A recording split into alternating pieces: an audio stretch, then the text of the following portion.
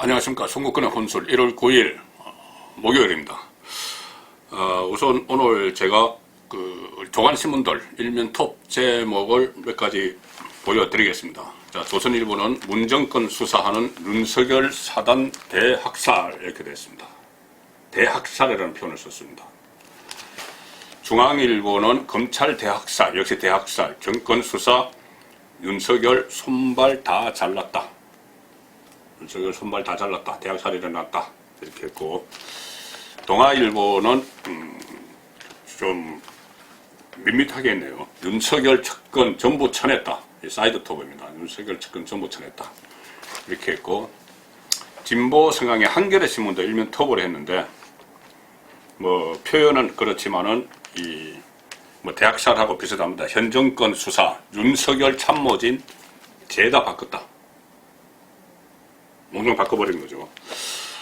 자, 왜 이랬을까? 저는 어제 저녁에 이 소식을 급하게 전해드리면서 이제 왜 과연 청와대가 왜 이런 인사를 야밤에 어제 7시 반에 인사를 했습니다. 윤석열 검찰총장과 협의를 하든 의견 청취를 하든 해야 되는데 그것을 다 패싱하고 저녁 7시 반에 전격적으로 인사 발표를 해서 오늘 다 지방에 보낼 사람은 보내버리고 다 했습니다. 지금 수사하던 청와대와 조국 전 수석을 수사하던 팀장급 수사 지휘관들은 전부 다 제주도도 보내고 부산 보내고 수원 보내고 다 보내버렸습니다. 자, 왜 이렇게 다급하게 했을까?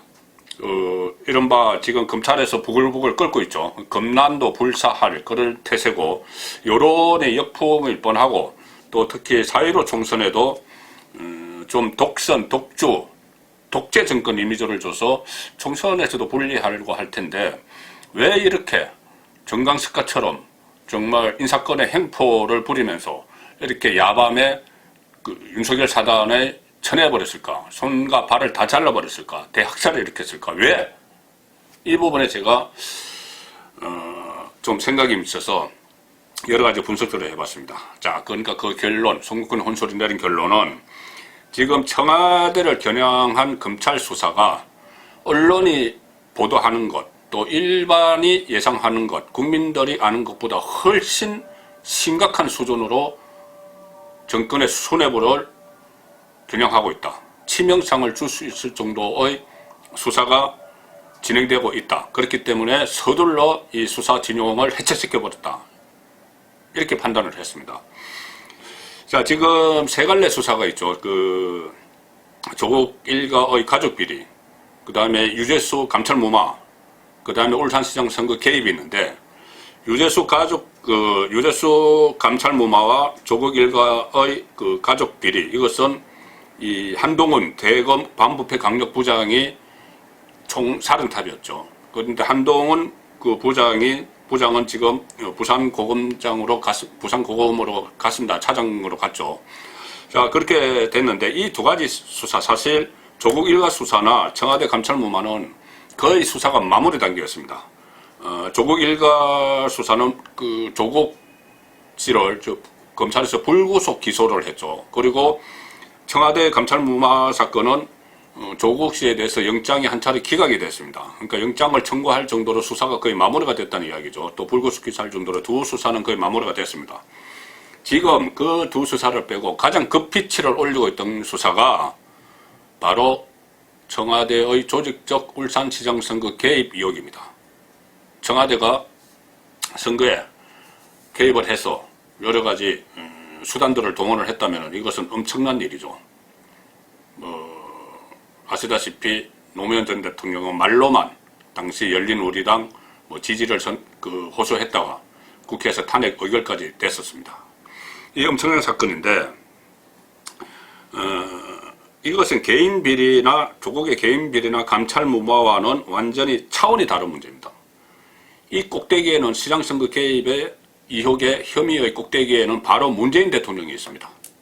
조국 일가 비리는 그것까지는 아니죠. 그리고 감찰 무마도 어떻게 보면은 문재인 대통령 외 밑에서 민정수석선에서 조국선에서 고려 자르기 충분히 할 수 있는 문제입니다. 울산시장 선거는 아닙니다. 대통령까지 올라갑니다. 문재인까지 올라갑니다.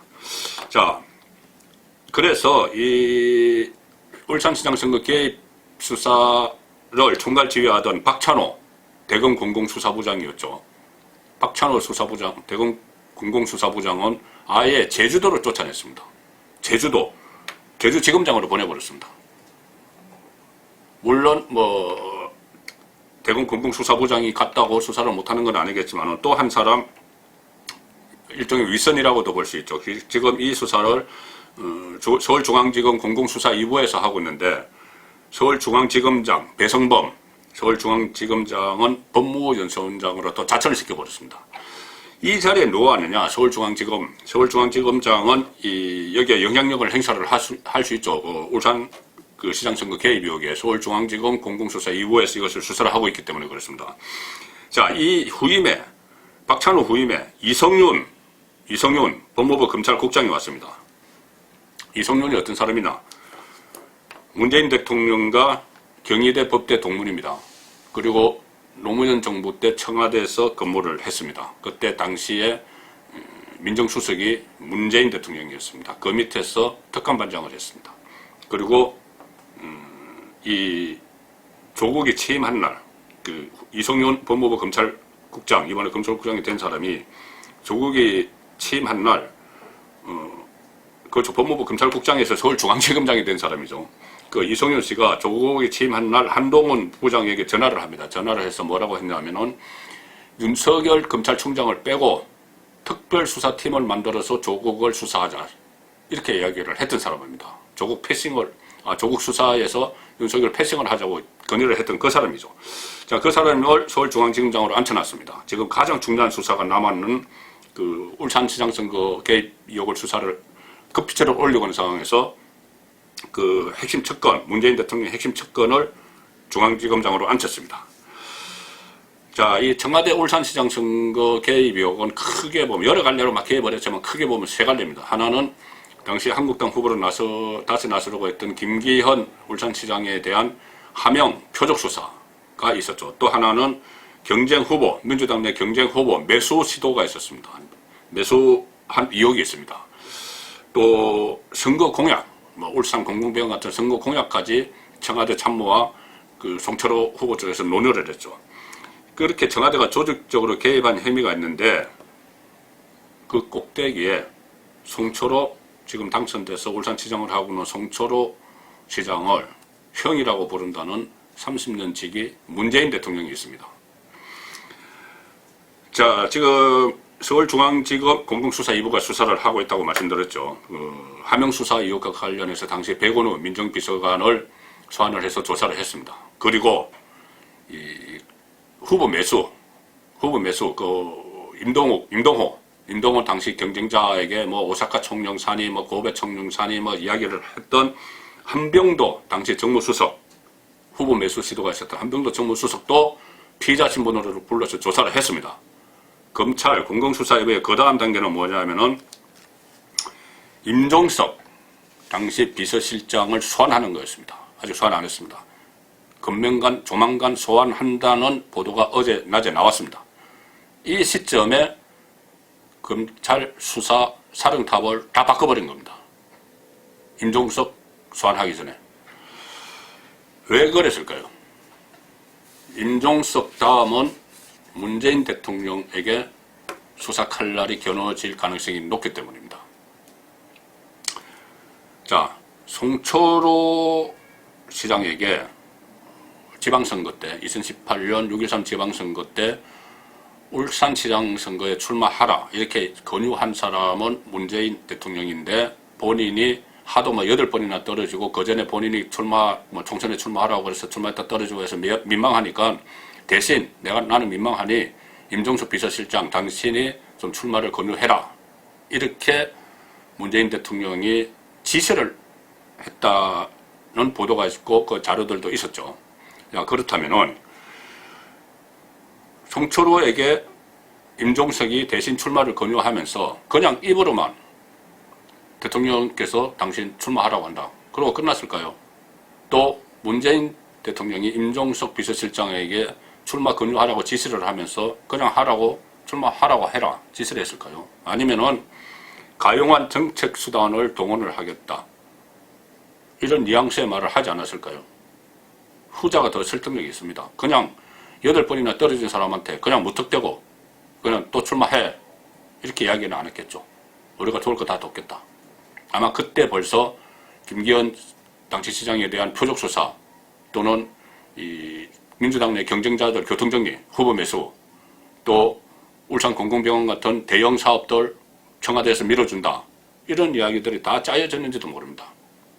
그렇다면 검찰의 수사가 임종석을 넘어서 대통령, 문재인 대통령의 특미까지 가 있을 수 있었다는 거죠. 그 시점에, 어제 시점에. 그렇기 때문에 서둘러서 그 칼날, 검찰의 칼날을 부러뜨리기 위해서 인사 참사를 일으켰다. 이렇게 손권의 혼수론 분석을 하고 있습니다. 자, 그런데 문제는 문재인 정권에 오히려 이 인사 참사가 1.8 대학살, 이 인사 참사가 문재인 정권에 치명적인 상처를 줄 수도 있습니다.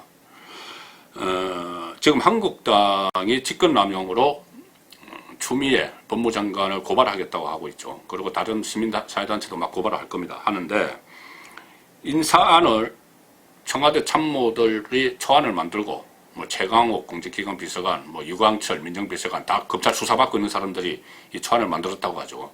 만들고 그것을 법무부 검찰국에서 뭐 검토를 하고 해서 어쨌든 추미애 장관이 법무부 장관이 인사안을 만들었습니다. 최종적으로. 그런데 그 인사권을 행사한 사람은 문재인 대통령이죠. 그렇다면은 추미애 장관뿐이 아니라 문재인 대통령도 직권남용에 해당을 할 수가 있습니다. 뭐 현직 대통령이니까는 형사소추는 당하지 않지만은 수사 대상은 될 수 있는 거죠. 박근혜 전 대통령도 그랬습니다. 제가 한 가지 또 말씀을 드리겠습니다. 이 상황에서 1973년 10월에 리처드 닉슨 미국 대통령이 워터게이트 스캔들을 수사하던 아치볼드 콕스 특별검사를 전격 해임을 합니다. 전격 해임을 하니까 당시 미국의 법무부 장관, 법무부 차관도 사임을 해버립니다.